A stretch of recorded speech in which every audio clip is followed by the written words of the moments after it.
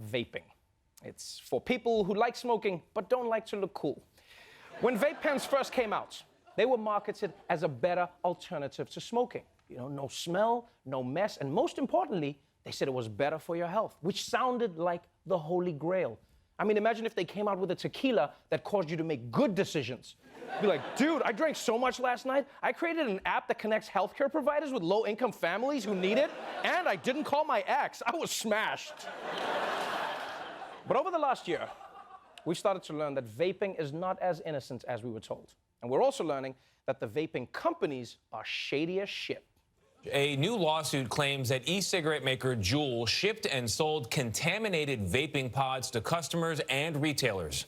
A former executive for the e-cigarette maker alleges that at least 1 million tainted pods were put on the market earlier this year. Former JUUL Senior Vice President Siddharth Braja claims he was fired in March for raising concerns about the quality of the products being sold. The lawsuit claims then CEO Kevin Burns responded to those concerns, saying half our customers are drunk and vaping like who the is going to notice the quality of our pods.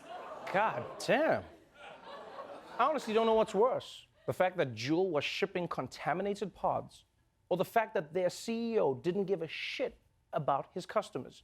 Like, he treated his customers the way Trump treats the English language. Every me I can best, not good, quid pro quo.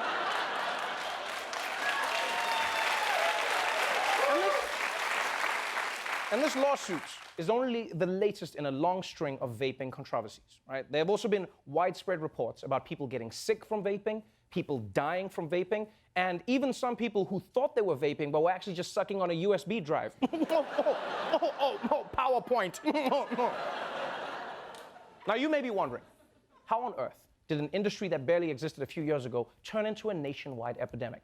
Well, let's find out in another installment of If You Don't Know, Now You Know.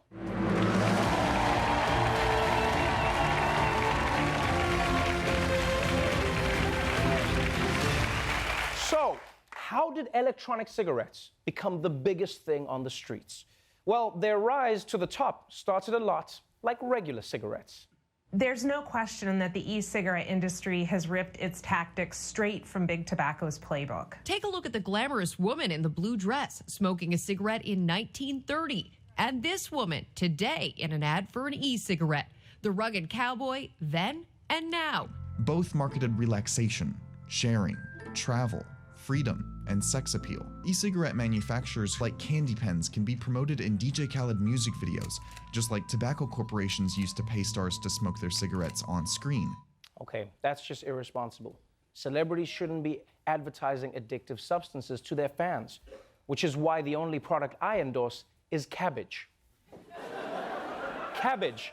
It's the one thing you definitely won't get addicted to.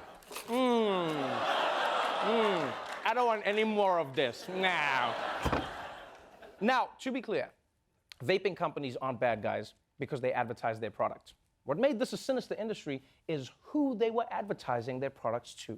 The FDA slamming popular e-cigarette maker JUUL for marketing directly to students. JUUL spent hundreds of thousands of dollars to fund youth programming. 2 teenagers testified that a JUUL representative came to their school to give an anti-vaping presentation. And when their teacher left the room, they say the representative repeatedly claimed that JUUL was safe to use. 80% of teens who vape say they picked the product because it comes in flavors that they like. The teens say the sleek devices are easy to hide. You can't tell if it's a teenager's lip gloss or cologne or if it's a vape.